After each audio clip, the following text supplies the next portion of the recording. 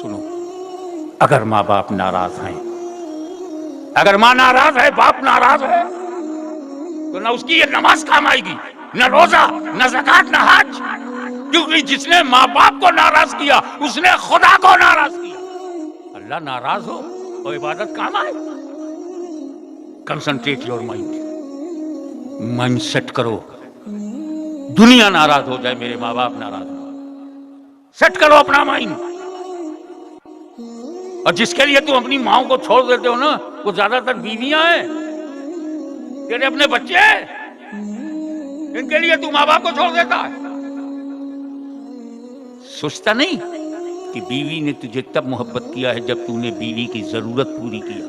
तू जवान बीवी की जरूरत पूरी किया तब उसने तुम्हें प्रेम किया है। उसके रहने के लिए घर, खाने को रोटी और पहनने को कपड़ा दिया, तब बीवी ने मोहब्बत किया है। और माँ ने तुझसे तब मोहब्बत किया था जब तू हिल भी नहीं सकता था, तू बोल भी नहीं सकता था। बीवी ने कड़ियल जवान से मोहब्बत किया है और माँ ने एक दिन के बच्चे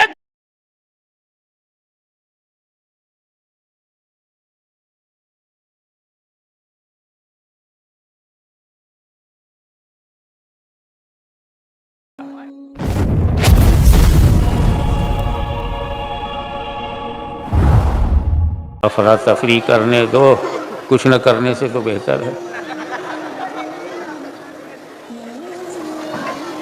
अल्हम्दुलिल्लाह, अल्हम्दुलिल्लाह नहमदुहु व नस्तईनुहु व नस्तगफिरुहु व नुमिनु बिही व नतवक्कलु अलैहि व नऊज़ु बिल्लाहि मिन शुरूरि अनफुसिना व मिन सय्यिआति अमालिना। मन यहदिहिल्लाहु फला मुदिल्ल लहु व मन युद्लिलहु फला हादिय लहु। व नशहदु अल्ला इलाहा इल्लल्लाहु वहदहु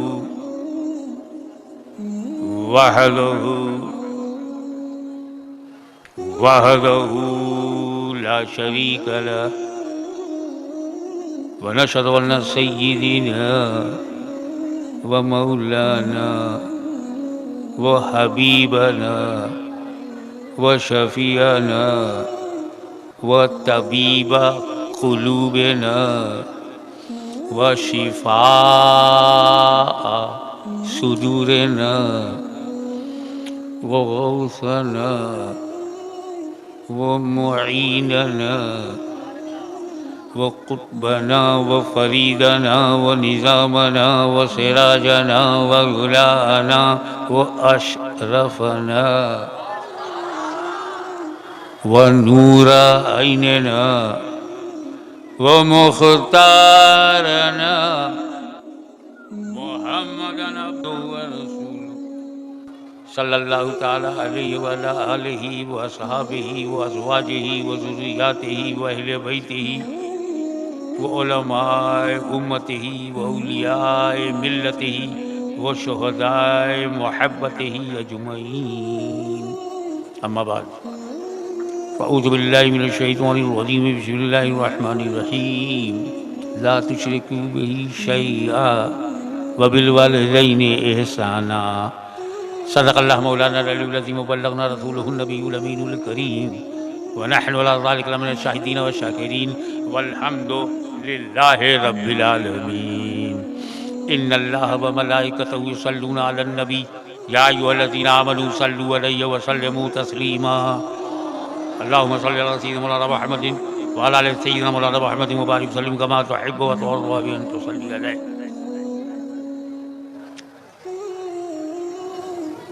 आज हम बैठे हैं ये जानने के लिए कि हमारी जिंदगी में सबसे बड़ी नेमत क्या है। What is most important in our life?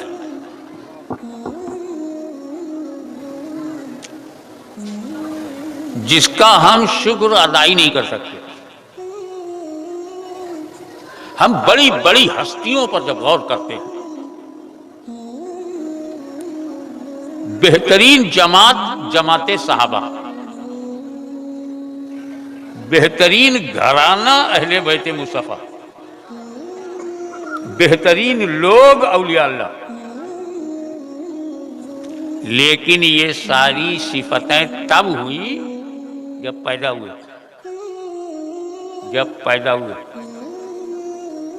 पैदा ही ना होते तो क्या होते?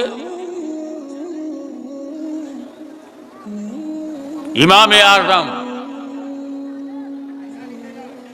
मुज्तहिद आज़म कब पैदा हुए? तब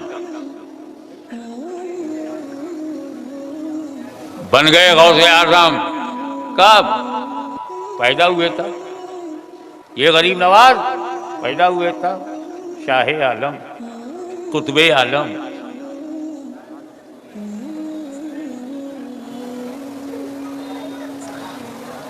आज आसमाने सुन्नियत पर चमकते हुए जिस सितारे को हम अहमद रजा कहते हैं,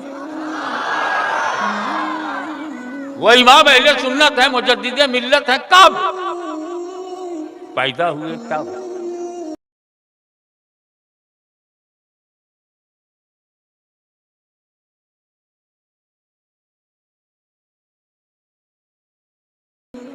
जिसे शेखुल इस्लाम वल मुस्लिमीन कहते हैं, रईसुल मुहक्किकीन कहते हैं, ये सब लक़ब मिला कब? पैदा हुए जब। आप वहां बैठे हैं कब? पैदा हुए तब। मैं यहाँ बैठा हूँ क्यों? पैदा हुआ तब। अबे पैदा होने से बड़ी कोई नेमत हो तो बताओ। वो संतरी बना, पैदा हुआ तब। मंत्री बना, पैदा हुआ तब। जन्म ही ना लेता। पैदा होने को हल्के में मत लो। हम पैदा हुए तो बहुत इंपॉर्टेंट है परिवार के लिए, परिवार के लिए। और नबी का पैदा होना इससे ज्यादा इंपॉर्टेंट है पूरे संसार के लिए।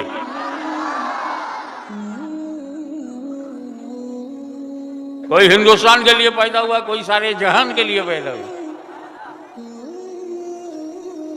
ये विलादत हल्के में मत लो। हमारी विलादत जब इतनी इंपॉर्टेंट है कि मैं मौलाना बन गया, हमारी पैदाइश इतनी इंपॉर्टेंट है कि मेरा बाप मुहद्दिस आज़म हुआ, मेरा दादा गौसे आज़म हुआ, कि पैदा होने ही का तो है। तो जब हम जैसे लोगों का पैदा होना महत्वपूर्ण है, तो 12 रबीउल अव्वल को नबी का पैदा होना, अपनी विलादत को हम महसूस करें और नबी की विलादत पर जरा भी ना मुस्कुराएं। पैदा होना, the most dignity of your life, opportunity of your life, सारे titles, power and wealth, everything after birth, जन्म लेना।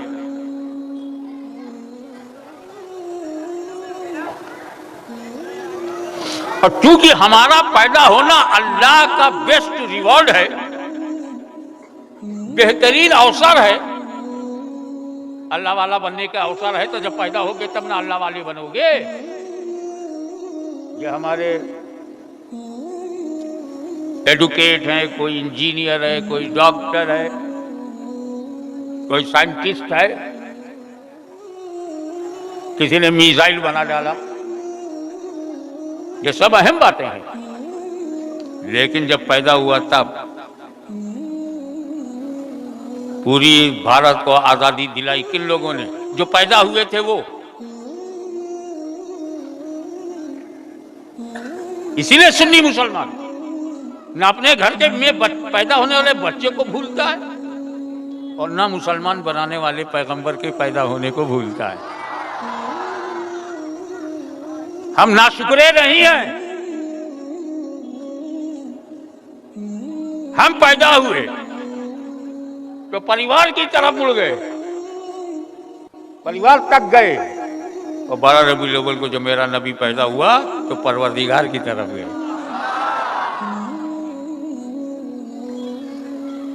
पैदा होना ये सबसे बड़ी नेमत है। ये आप सैयद हैं, आप शेख हैं, आप पटेल हैं, आप पठान हैं, हमें ये सब कब हुआ? पैदा हुए तब। हायर एजुकेटेड हुए कब? पैदा हुए जब। शेखुल हदीस बने कब? पैदा हुए जब। शेखुल तफसीर, शेखुल हदीस, मुबल्लिग आज़म कब? पैदा हुए जब। बड़ा तजदीद व हिया का काम किया कब? पैदा होने के बाद। तो आप अपने पैदा होने के महत्व को समझ रहे हैं ना? इससे ज्यादा कीमती कोई चीज है? हाँ, देश का प्रधानमंत्री बनना, अबे वो भी तो जब पैदा होगा तब। कोई पोस्ट, कोई पावर, कोई वेल्थ, कोई डिग्री और कोई ओहदा मिल ही नहीं सकता जब तक पैदा न हो। इससे अंदाजा लगाइए कि पैदा होना ही अल्लाह का सबसे बड़ा करम है। अब जब पैदा होने की महत्व को समझ गए तो बताओ पैदा हुए कैसे?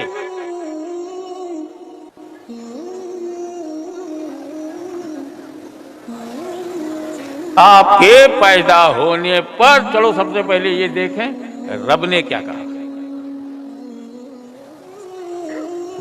वला तुशरिकू बिही शैआ, डोंट मेक पार्टनर ऑफ अल्लाह। अल्लाह का कोई साथी नहीं, कोई शरीक नहीं। कितनी आला दर्जे की बात। शिर्क शिकन, शिर्क तोड़।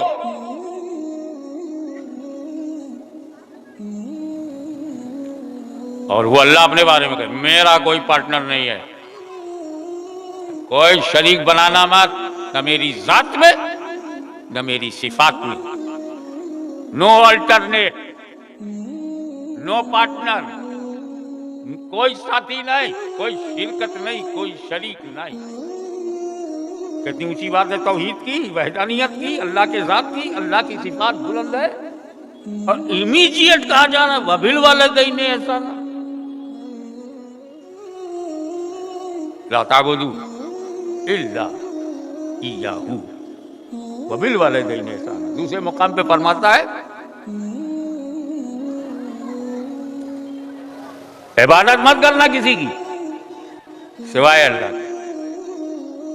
इबादत सिर्फ अल्लाह के लिए की जाएगी। इल्ला इय्याहू, ओनली वही, सिर्फ वही है, उसी की इबादत की जाएगी। इमीडिएट वबिल वालिदैन एहसाना।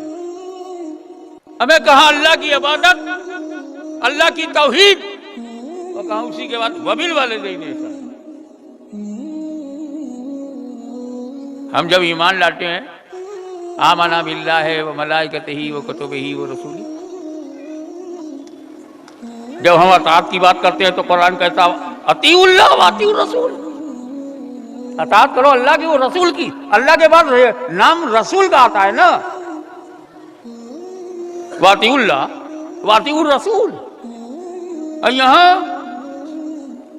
शिर्क न करना, अम्मा अब्बा के साथ अच्छा सुलूक करना। कहां खुदा की जात, कहां माई बाप। अल्लाह के बाद माई बाप, अम्मा अब्बा, अल्लाह के बाद रसूल ही हो, मलाइका हो, किताबें हो। या अब्बा अम्मा कहां से आ गए? हम अल्लाह के सिवा किसी की इबादत न करो, अम्मा अब्बा के साथ इबादत अल्लाह की भी। अम्मा अब्बा इमीडिएट ज्वाइंट आयत करीमा में। बात बताओ, पूरी दुनिया में एक ही वालिद है ना अब्बा? वालिद के माने में बोल रहा हूं, दूसरा कोई वालिद हो सकता है? एक ही अम्मा है ना, दूसरी कोई अम्मा हो सकती है? अब समझ में आया ना इकट्ठा जिक्र क्यों किया? ना अल्लाह के अलावा कोई अल्लाह है, ना वालिद के अलावा कोई वालिद है, ना वालिदा के अलावा कोई वालिदा है। If there is a no partner of Allah, so no partner of walid and no partner of walida too. एक वजह तो ये है, और दूसरी बताता हूं आपको।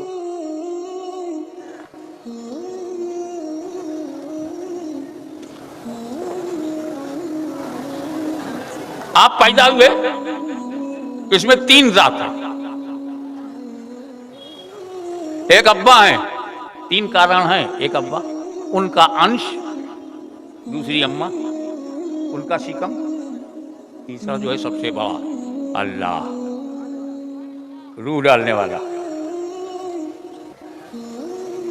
तो आप दुनिया में ऐसे ही नहीं आए हैं, अब्बा की वजह से आए हैं, अम्मा की वजह से पैदा हुए हैं, अल्लाह की वजह से पैदा हुए। तो क्या अल्लाह नहीं चाहेगा कि जब मेरा कोई पार्टनर न बनाया जाए तो मेरे बंधु अपने माँ बाप का भी कोई पार्टनर न बनाना? तो तुम्हारी पैदाइश में, तुम्हारे जन्म में एक क्रिएटर है, दो मीडिएटर है। अल्लाह ने माँ बाप के जरिए तुमको जन्म दिलवाया, 9 महीने तक माँ ने अपने पेट में तुमको रखा। Structure of body by blood of mother. ये जो तेरा हाथ पैर है ना, आंख नाक कान, और ये जो तेरा दिल है, किडनी है, लीवर है, इंटेस्टाइन है, और ये जो तेरी जवानी है, ये सब अम्मा के खून से बना है। पहले अपना कर्जा अदा कर।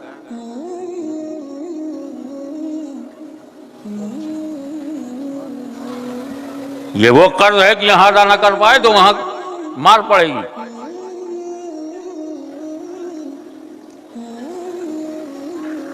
वो बच्चा पैदा हुआ, उससे कहा जा रहा है कि तेरा दुनिया में आने का सबब तेरे माँ बाप हैं, और मुसब्बिब तेरा रब है। तो तू रब मुसब्बिब तक पहुंचेगा जब सबब का बन जाए। जो बन गया सबब का, वही बन गया अपने रब का, और सबब है तेरे माँ बाप।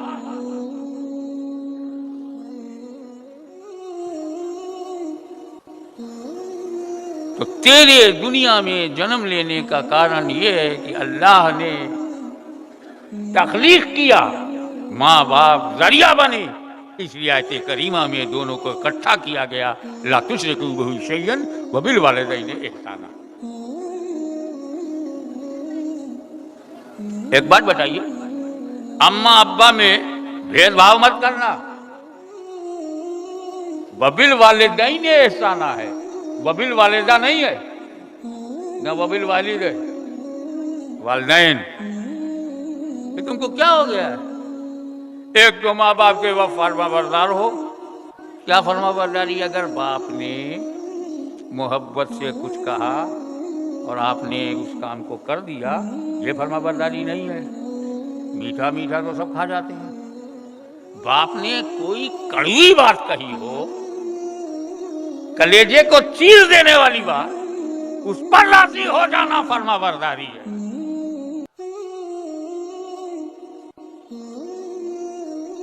हम ऐसे समाज में जहां अब्बा गायब है, अम्मा ही अम्मा।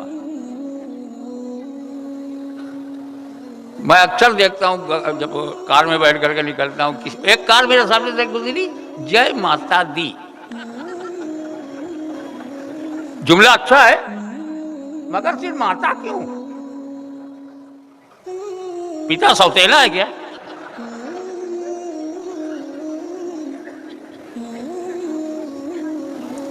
एक ट्रक जा रहा था, उसमें लिखा था मां की दुआ। तो बाप गाली देता है क्या?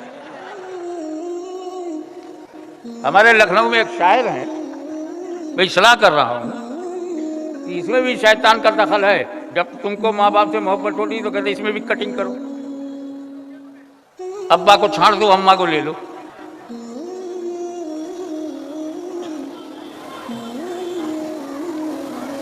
हमारे यहाँ एक लखनऊ में शायर है, पूरी शायरी अम्मा पे। हाँ, किसी को दुका मिली, किसी को मक्का मेरे हिस्से में माँ मिली, और बाप नहीं मिला।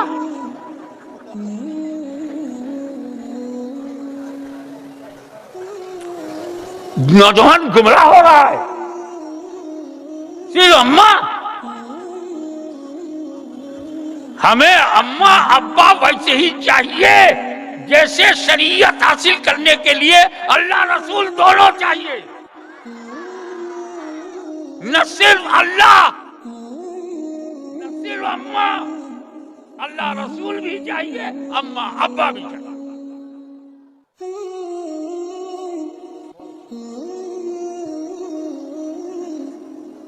एक फटफटिया लिया, माँ, एक घर बनाया, माँ की दुआ। मानता हूं कि माँ का हक ज्यादा है, लेकिन बाप की शान ज्यादा है। अपने बाप को हल्के में मत लेना। बेशक अम्मा सर आंखों पर, और ये तो मेरा जाती तजर्बा है कि मुझे जो मिला माँ से मिला, और जो मिल रहा है माँ से ही मिल रहा है, लेकिन मेरा बाप बाप है, शान वाला है। हल्के में बाप को मत लेना। वो जो बोझ उठाकर तुझे पालता रहा, वो जो रिक्शा खींच कर तुझे रोटी देता रहा, वो जो बारिश में भीगता हुआ पैसे बनाता रहा, तुम्हारे कर्ज को उतारने के लिए पसीना बहाता रहा, अपनी मेहनत और मशक्कत को निचोड़ कर 4 पैसा कमाकर जो तेरे पेट में डालता रहा, वो कौन था? माँ तो ठंडे कमरे में बैठी थी, जो धूप में जला वो तेरा बाप था। बोझ उठाया तेरा बाप था, मशक्कत किया तेरा बाप था, विदेश गया तेरा बाप था, तुझे रहने के लिए घर दिया तेरा बाप था, तेरे पेट में रोटी डाली वो तेरा बाप था, अपने कांधे पर रखा तेरा बाप था, जिसने नौकरी किया सैलरी पे सैलरी कमाता रहा वो तेरा बाप था। न माँ को छोड़ो न बाप को, मिल वाले देने साला।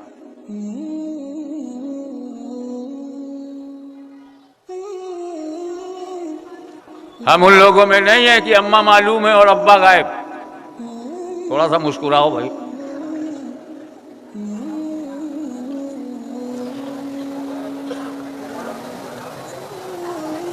अब तो लोग अम्मा के पीछे इतना भाग रहे हैं, अब्बा को छोड़ के अम्मा के पीछे इतना भाग रहे हैं कि वो जहां जाते उन्हें अम्मा ही दिखती। जानवरों में अम्मा, नदियों में अम्मा, पत्थरों में अम्मा, अब्बा कहीं नहीं दिखते। बाबा, ये अगर अम्मा है, माता है, तो पिता कौन है? और पिता गायब हो जाए तो माता की इज्जत क्या है? सिर्फ मां नहीं, मां की शान ज्यादा, हक ज्यादा है, बाप की शान ज्यादा। आगे बढ़ो और try to understand the dignity of your parents.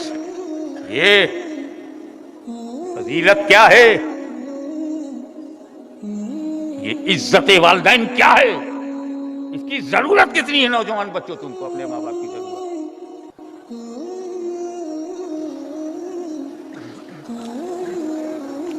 जमाते साहबा में कुछ साहबी बड़े भोले भाले,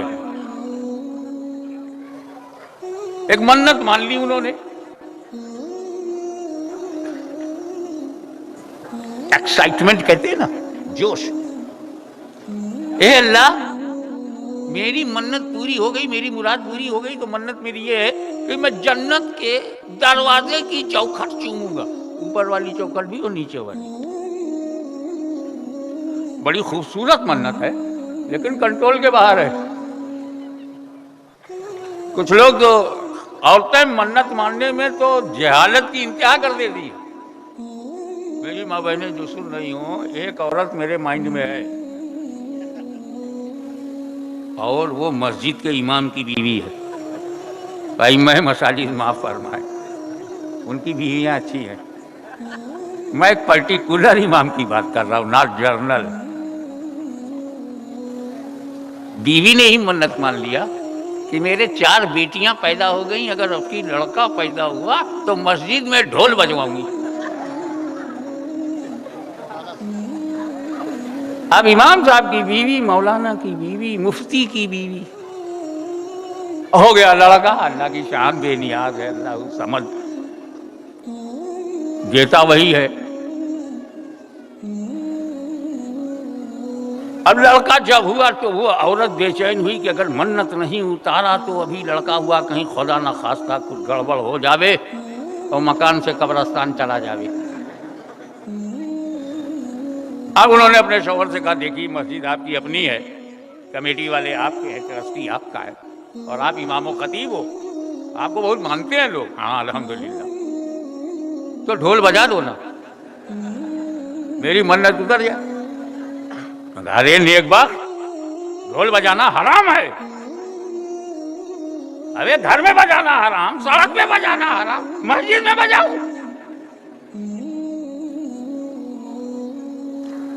तो ये हिंदुस्तान है, यहाँ अगर औरत अड़ जाए तो अपना बेटा भी जंगल भेजना पड़ता है। अरे समझा करो, अगर गुजरात नहीं समझेगा तो पूरा भारत नहीं समझेगा। तिरिया हट, राज हट से भी ज्यादा हट। अच्छा, अगर तू मेरी मन्नत नहीं उतारते तो मौलवी सुन, तेरा खाना पीना बंद, मस्जिद में पड़े रहो, 5 टाइम नमाज पढ़ो, बिस्तर तो बिस्तर, घर में घुसने नहीं दूंगी। अब वो परेशान हुए, ये तो घर का मामला है। खुलवा देने ईमान साहब आ रहे, गले में ढोल,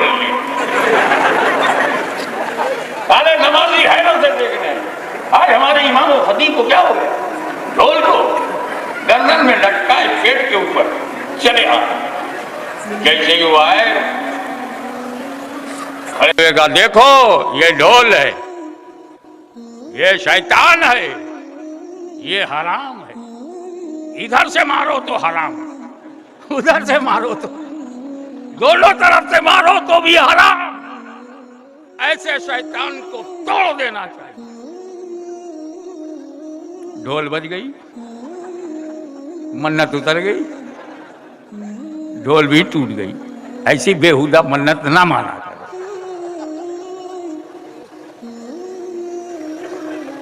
अभी भी खुश, मस्जिद में मेरे मियाँ ने ढोल बजा दिया, मुसल्ली खुश, आज हराम प्रैक्टिकल करके बताया गया।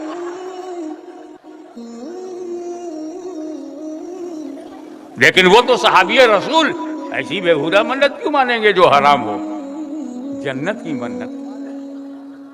लेकिन दुनिया में रह के जन्नत का दरवाजा कैसे चूमे? अब हाल ही नहीं है, मन्नत पूरी करना जरूरी। तो हर समस्याओं का समाधान हबीबुर रहमान, हर मर्ज की दवा सल्ले अला मुहम्मद। पहुंचे नबी के पास, या रसूल अल्लाह, मैंने मन्नत मानी है और मन्नत अल्लाह ने पूरी कर दिया है। क्या मन्नत था? यही कि मन्नत पूरी होगी तो मैं जन्नत का दरवाजा चूमूंगा, ऊपरी चौखट को भी चूमूंगा, नीचे वाली चौखट को भी चूमूंगा, मगर जन्नती ही की चौखट। रसूल पाक ने पूछा, क्या तेरे माँ बाप हैं? पूरे होश में सुनो तो मजा आए। क्या तेरे माँ बाप हैं? कहा या रसूलल्लाह, अल्लाह का करम है, भी मेरे माँ बाप का साया है। कहा जा घर अपने बाप का माथा चूम ले, अपनी माँ का पैर चूम ले, जन्नत का दरवाजा चूम लिया।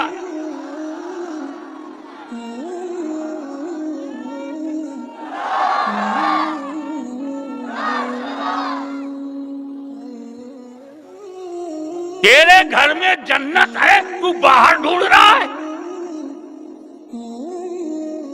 कबीर की बात याद आ रही है, कस्तूरी कुंडल बसे मिर्गा ढूंढे बनमा, ऐसन घटमा पीऊ है दुनिया जाने ना।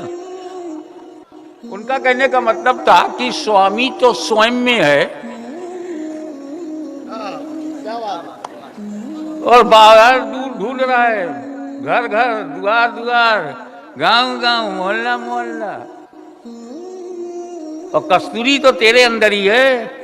वही तो मेरे आका ने कहा था, मन अरफा नफ्सहू फकद अरफा रब्बहू। जिसने स्वयं को पहचान लिया उसने स्वामी को पहचान लिया। अरे स्वामी मेरा रब है, ये कहाँ स्वामी है? स्वामी होते तो जेल में होते। 5 करोड़ मुरीद हैं, 5 करोड़ अनुयायी हैं, बहुत बड़ा बापू है। आजकल का है, आजकल 10 साल से जेल में है। कब तक के लिए? उम्र कैद हुई है। ये कोई बापू है? ये कहाँ का साधु है? भाई मेरे, ओरिजिनल पे ध्यान रखो, डुप्लीकेट बहुत हैं।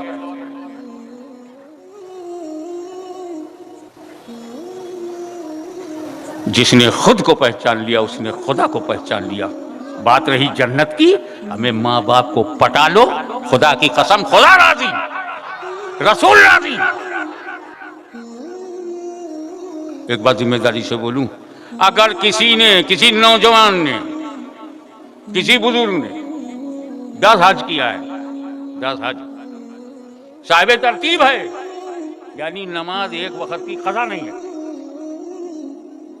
रोजेदार है, ज़कात देता है, सीधे जन्नत में जाना चाहिए। सुनो, अगर माँ बाप नाराज हैं, अगर माँ नाराज है, बाप नाराज है, तो ना उसकी ये नमाज काम आएगी, न रोजा, न ज़कात, न हज, क्योंकि जिसने माँ बाप को नाराज किया उसने खुदा को नाराज किया। अल्लाह नाराज हो और इबादत काम आए। Concentrate your mind, mind set करो। दुनिया नाराज हो जाए, मेरे माँ बाप नाराज हो, सेट करो अपना माइंड। और जिसके लिए तुम अपनी माँ को छोड़ देते हो ना, वो ज्यादातर बीवियां हैं, तेरे अपने बच्चे हैं, इनके लिए तू माँ बाप को छोड़ देता है। सोचता नहीं कि बीवी ने तुझे तब मोहब्बत किया है जब तूने बीवी की जरूरत पूरी किया। तू जवान, बीवी की जरूरत पूरी किया तब उसने तुम्हें प्रेम किया है। उसके रहने के लिए घर, खाने को रोटी और पहनने को कपड़ा दिया तब बीवी ने मोहब्बत किया है। और माँ ने तुझसे तब मोहब्बत किया था जब तू हिल भी नहीं सकता था, तू बोल भी नहीं सकता था। बीवी ने कड़ियल जवान से मोहब्बत किया है और माँ ने एक दिन के बच्चे जो बेकार है, मजबूर है, उससे प्यार किया है।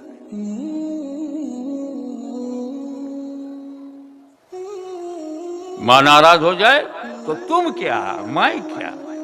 मेरा अकीदा है, कोई माने चाहे ना माने, हुजूर सल्लल्लाहु अलैहि वसल्लम के सारे सहाबी बख्शे बख्शाए। मेरा तो है, जब मैं अपने मुरीद को जन्नती समझता हूं तो रसूल के मुरीद को जहन्नुमी कैसे समझूंगा? रसूल के जितने सहाबा है सब उनके मुरीद हैं, पैरों हैं, उम्मती हैं और बेहतरीन जमात है। तो हर सहाबी बख्शा बख्शाया है। जिसने रसूल को देखा होगा वो कैसा होगा यार। हम लोग गौसे आजम को देख लें तो मस्त हो जाते हैं, उन्होंने तो रसूल को देखा। उनकी आंखें कितनी कीमती हैं, जिसने रसूल को देखा। गुंबदे खजरा देख के तो हम मचल जाते हैं, और साहिबे गुंबदे खजरा दिख जाए, जाली देख के मचल जाते हैं, जाली वाला नजर आ जाए। तो साहबी तो वही है ना जिसने रसूल को अपने माथे की आंखों से देखा। एक सहाबी का वाकया सुनो जो बख्शा बख्शाया है, मगर लग गया, मगर आखिरी वक्त कलमा नहीं पढ़ पा रहे। सहाबी है, आखिरी वक्त है, कलमा नहीं पढ़ पा रहे हैं। सोच तेरा क्या हाल होगा। तू कौन है? न साहबा में हो, न ताबईन में, न तबे ताबईन में। तुम तो आज का मॉडल है। हम लोग, हमारी क्या हैसियत है? सहाबी है, आखिरी वक्त है, कलमा पढ़ना चाहते हैं, पढ़ना चाहते हैं, लफ्ज निकल नहीं रहा, अशहदु अन ला इलाहा निकल नहीं रहा। ये कैफियत देखकर सहाबी की बीवी को घबराहट हुई कि मेरा शौहर बेचैनी में है और कलमा नहीं पढ़ पा रहा है। हुजूर सल्लल्लाहु अलैहि वसल्लम की बारगाह में हाजिर हुई। या रसूल अल्लाह, आपका गुलाम आखिरी वक्त से गुजर रहा है, कलमा नहीं पढ़ पा रहा है।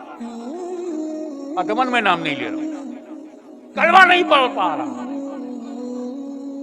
हुजूर ने डायरेक्ट कहा, क्या उसके माँ बाप हैं? अल्लाह अकबर। वो कलमा क्यों नहीं पढ़ पा रहा है? उसकी तबीयत कैसी है? उसका दिमाग कैसा? उसका दिल कैसा? नहीं पूछ रहे हैं। माँ बाप है? डायरेक्ट वजह पे चले गए सरकार। रीजन क्या है? बाप तो नहीं है, माँ है। का बुलाओ उसकी माँ। नौजवानों ध्यान से सुनो, नबी ने कहा माँ को बुलाओ। माँ आई। हुजूर ने कहा ये बेटा तुम्हारा है? हाँ। इसे माफ कर दो। या रसूलल्लाह, आपका हुक्म सर आंखों पर है, लेकिन मेरे दिल से नहीं माफ कर पाऊंगी। क्यों? इसने मेरे दिल को बहुत जख्मी किया, बातों से, शब्दों से मारा है। समटाइम अपनी बीवी की बात को मुझसे मनवाता था। Sometime he prefers his wife than me. ये बीवी को मुझ पर प्राथमिकता दे देता था, बहुत जख्मी होती थी। और ये दूसरों के मोहल्ले वालों की बातें, दोस्तों की बातें, अपने यारों की बातें सुनकर के मुझे बुरा भला कहता था। मेरा दिल चूर चूर हो गया, चकना चूर है। मैं माफ नहीं कर पाऊंगी, दिल से तो नहीं कर पाऊंगी। तो हुजूर सल्लल्लाहु अलैहि वसल्लम ने फरमाया सहाबा से, लकड़ियां ले आओ। देखते देखते सारी लकड़ियां जमा हो गई। इसमें आग लगा। जैसी आग का शोला भड़का, रसूल बाग ने हुक्म दिया, जाओ इसके बेटे को उठा के लाओ, आग में डाल दो। ये सुनते ही मां की ममता जाग गई। ये मेरी आंखों के सामने मेरे बेटे को जलाएंगे? उनका तुझे क्या हुआ? इतनी मामूली सी आग में बेटा जलता नहीं देख सकती, तो जहन्नम की आग में जलता हुआ कैसे देखोगी? मैंने माफ किया, मेरा खुदा माफ करे, सरकार आप भी माफ करे। मैंने माफ किया, मैंने माफ किया। इधर माँ के मुंह से निकला मैंने माफ किया, उधर बेटे ने कलमा पढ़ना शुरू कर दिया।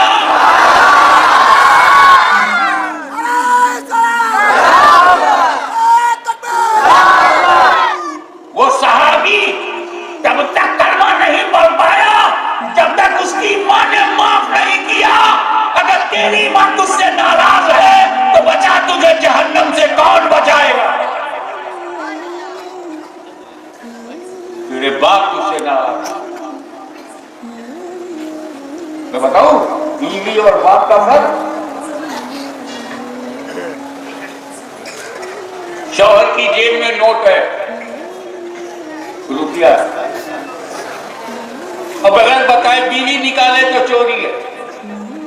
इजाजत लेकर उसका हक है, बता के लिए तो हक है, लेकिन चोरी चुपके शौहर का माल नहीं ले सकते। लेकिन अब्बा जब चाहे हाथ डाल के जितना चाहे बेटे का रुपया निकाल ले, जाएगा। देखा, बीवी करे तो चोरी है और अब्बा करे तो जाएगा। अब तो अब्बा और बीवी का फर्क समझो। और आगे बढ़ो। एक सहाबी रसूल आए सरकार के पास, या रसूल अल्लाह, मैं जब घर आता हूं तो मेरे अब्बा जो है हाथ डालकर मेरा पैसा निकाल लेता, अब बताते भी नहीं। मैं क्या करूं?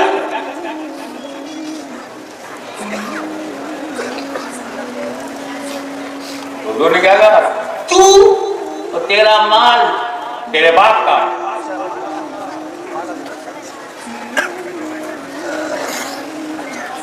अंता वो मालिक हो ले। अभी ये तेरा बाप है ना, तो उसकी प्रॉपर्टी है। जब तू प्रॉपर्टी, तेरी शेरवानी प्रॉपर्टी, तो उसके अंदर रखा हुआ माल भी तेरे बाप की प्रॉपर्टी। वो बाप जिसने बचपन में तुझे कांधे पर उठाकर उंगली पकड़कर चलना सिखाया, स्कूल भेजकर पढ़ाया, अक्ल के दरवाजे खोले, इसने तुमको आलिम, इंजीनियर, डॉक्टर, प्रोफेसर, जब नेशनल लीडर बनाया, वो तेरा बाप है।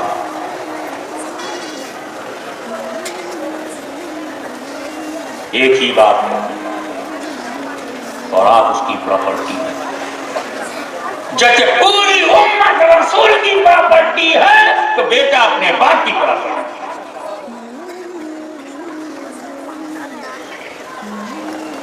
लाओ दुनिया में कोई औरत जो माँ से ज्यादा चाहे, हमारे तो मसल मशहूर है, जो माँ से ज्यादा चाहे वो डाइन है,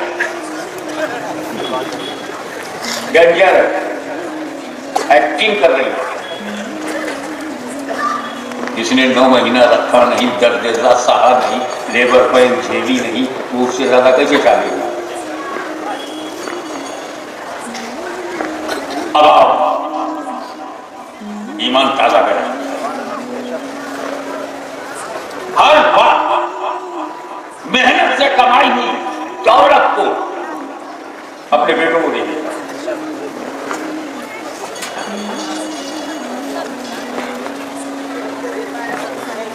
पेट्रोल पंप पे पेट्रोल भरने वाला भैया तरक्की करके वापस करोड़ों कमा करके अपने दोनों बेटों को दे दिया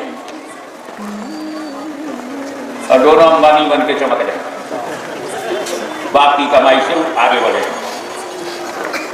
धीरू भाई ने गाड़ी बराबर दी। अरे हम भी तो यही करते हैं यार। ये लखपति है, वो करोड़पति है, यार पति है, यार इतने पति कहां से आ गए? कहा जो एक ही पति होने में तकलीफ है, जो एक का पति है वो प्रॉब्लम में रहता है, तो लखपति होगा वो कितनी बड़ी प्रॉब्लम है। सारी कमाई अपने बेटे को दी, एसेट्स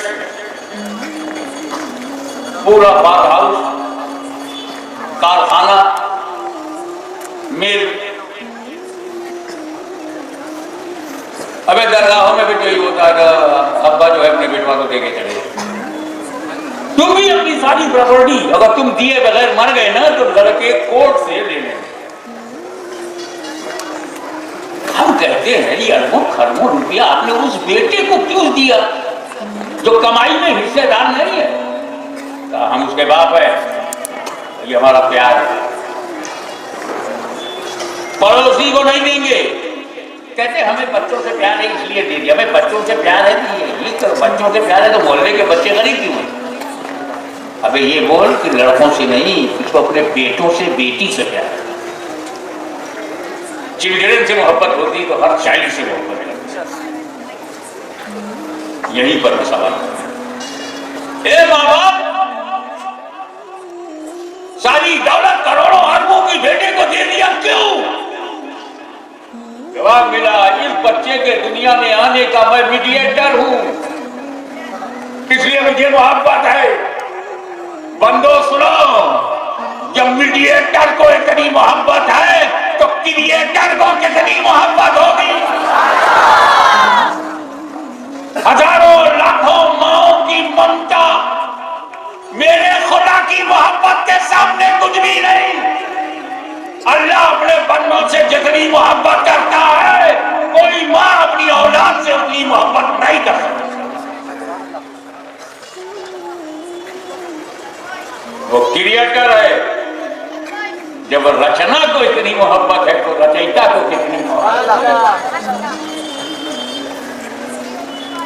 जब मजबूर, बंधे हुए, लिमिटेड मीडिएटर का ये हाल है तो अनलिमिटेड क्रिएटर का प्यार कितना होगा? मां को हल्के में कभी मत ले। वो दुनिया में जो भी तू बना हुआ है ये तेरे माँ बाप का कर्जा है। आज मैं दुनिया में जो कुछ हूं ये मेरी माँ की, मेरे बाप की अता है। न मैं पैदा होता न कुछ बनता। तो तेरा बच्चा होना माँ बाप का, तेरा जवान होना माँ बाप की वजह से, तेरा शौहर बनना माँ बाप की वजह से, तेरा फिर बाप बन जाना माँ बाप की वजह से। ये सारी बातों की, ये सारी इनामात माँ बाप से मिले। तो अजमते वालिदैन को समझो, जिसके वालिदैन नाराज हैं उससे खुदा रसूल नाराज, और जिसने माँ बाप को राजी कर लिया उसे खुदा राजी। घर ही में तो जन्नत है। एक बात और बताऊं, शरई मसला, जिन बुजुर्गों की मज़ार है उस पर चादर ना हो, बिल्कुल मज़ार हो, और वो वलिया कामिल हो या फकीर। ये तो ख्वाजा गरीब नवाज की मज़ार है, चादर की मज़ार है, कुल्बे आलम की। मसला क्या है? होंठ लगाकर जाएंगे कब्र को चूमना चाहिए या नहीं? तो इसमें कई बड़े बड़े आलिमों ने हमें मना किया, खबर को मत छू।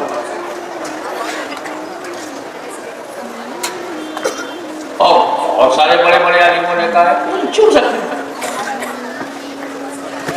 मतलब इख्तिलाफ है। अब जिन्होंने कहा नहीं चूमो, उसमें हमारे इमाम अहले सुन्नत ने बड़े अदब वाली बात की। अरे तेरा होंठ इस लायक है, कभी होंठ पर सिगरेट का धुआं निकालो, कभी होंठ से हराम पियक्कड़,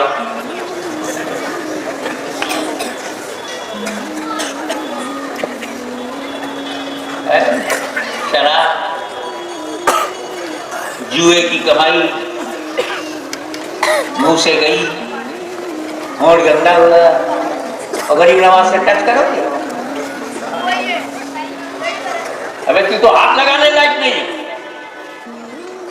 जिन हाथ से ताश के पत्ते चले हो, जिन हाथों से सिनेमा का टिकट खरीदा हो, जिन हाथों से जुआ खेला हो, जिन हाथों से शराब पिया हो, जिन हाथों से किसी नामहरम औरत को छुआ हो, वो हाथ इस लायक है कि गरीब नवाज को टच करे? तो हमारे इमाम ने कहा अदब यही है कि दूर 2 गज की दूरी बना। वहीं से हिंदुस्तान ने सीखा है 2 गज की दूरी बहुत जरूरी। इनकी अपना नहीं है, गरीब नवाज की देन है। गाँव वाले तुमने पैसा करवा रहा थे, तालीम का असर है, चाहे कितना बुरा भला करो पर मानना उम्मीद है। 2 गज की दूरी अदबन जरूरी। देखो कुछ लोग कहते नहीं चूम सकते, क्योंकि चूमना सिर्फ तो है नहीं, चूमने में खतरा ही नहीं। क्योंकि चूमना हराम हो सकता है, चूमना सवाब हो सकता है, चूमना जायज हो सकता है, शिर्क तो हो ही नहीं। अगर कोई अहमदाबाद में साबित कर दे कि चूमना भी शिर्क है, मैं तकरीर बंद कर दूंगा। क्योंकि चूमना शिर्क नहीं है, शिर्क से बचाता है। शिर्क शिकन है, शिर्क तोड़ है। शिर्क से बचना हो तो चूम लिया। एक बार बोलो, जब अल्लाह की जात और सिफात में किसी को शरीक करोगे तभी शिर्क होगा। तो अल्लाह को चूम सकते हो, खुदा बंदा को चूम लेंगे, छू सकते हो, पकड़ सकते हो, उसका बोसा ले सकते हो, तैनियुग की सरहद वहां किसी हो सकती है, अजीब हो सकती, गले लगा सकते हो नहीं। अबे ये सब बंदों की सिफत। तो चूमना शिर्क है नहीं। तभी तो मेरे रसूल ने कहा अरे हजरत अस्वद चूम लो, ताकि इसे जन्नती हजर समझा जाए, खुदा ना समझा जाए।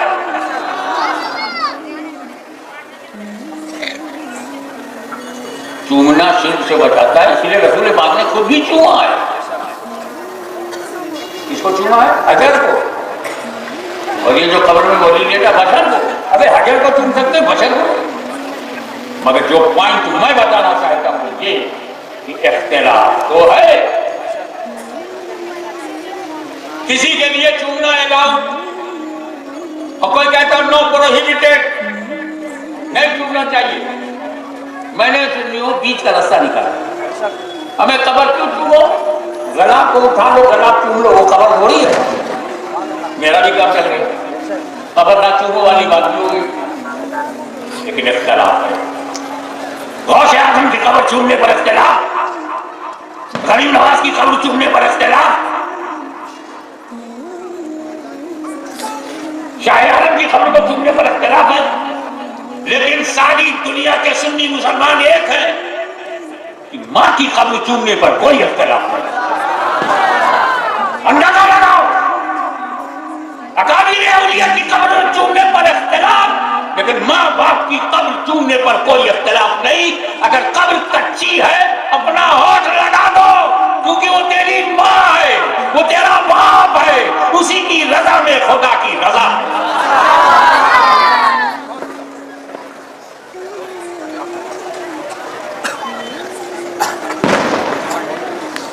क्यों नहीं करते तुम अपनी जन्नत को रोजाना बोसा?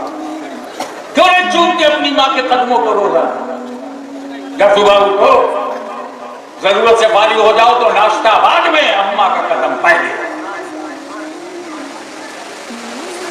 चाहे पीर साहब का कदम चूमो चाहे ना चूमो, माँ बाप का कदम जरूर चूमो, क्योंकि वही जन्नत की चौखट। वो चलती फिरती औरत नहीं, तेरे लिए चलती फिरती जन्नत है। कभी अपनी माँ को औरत का समझना, जन्नत का उससे ज्यादा प्यार करना। दिन हो तो माँ का प्यार, बाप का प्यार, रात हो कहीं कहीं चले जाओ, हिंदुस्तान से अफगानिस्तान चले जाओ, तुर्किस्तान चले जाओ, पाकिस्तान चले जाओ,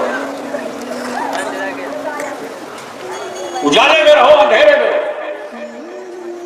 माँ बाप से ज्यादा चाहने वाला मैंने देखा। इसलिए माँ की मोहब्बत को मोहब्बत नहीं कहते।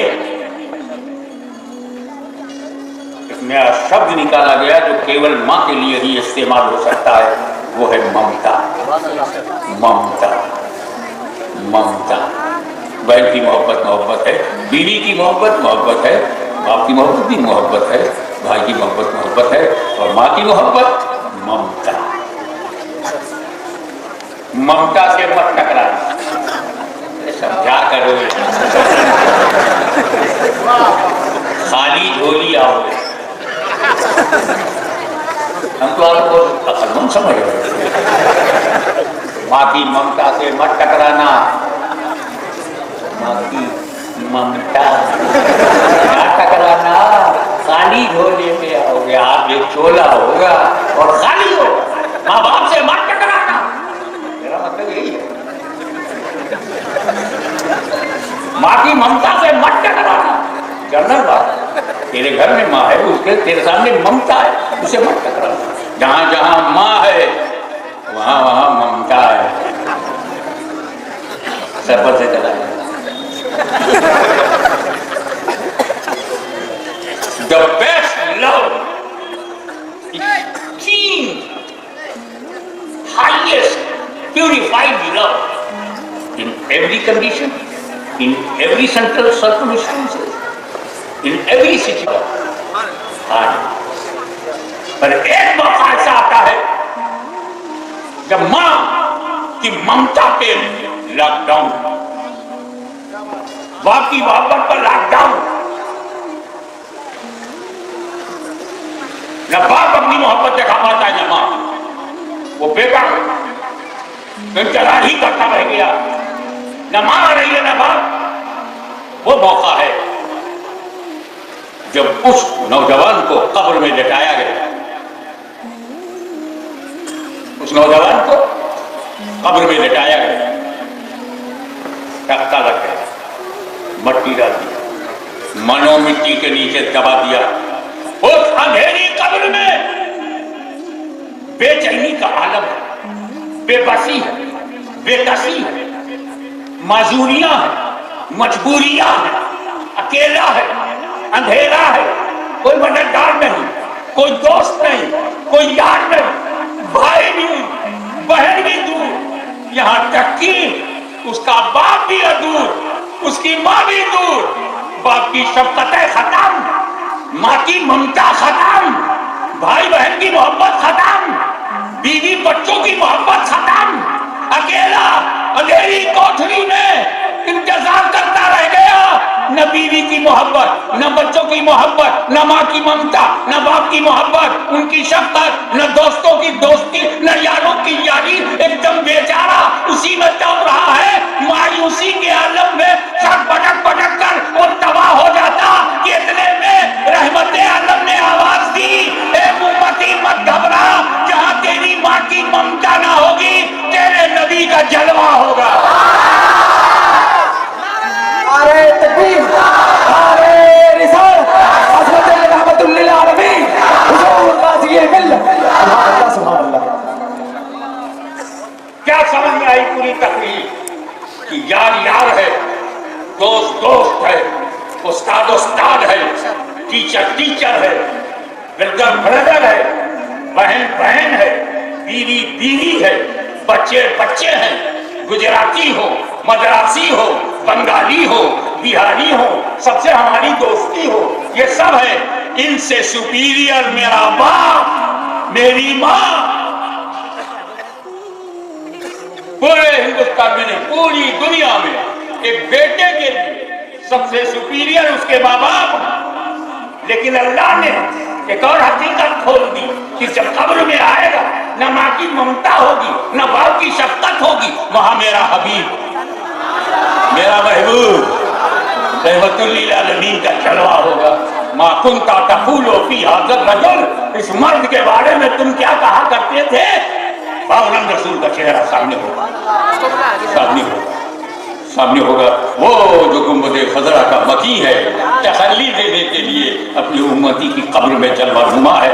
इसका मतलब ये हुआ, सबसे ज्यादा चाहने वाले को माँ बाप कहते हैं, और इनसे भी ज्यादा चाहने वाले को रिसालत माँ कहते हैं।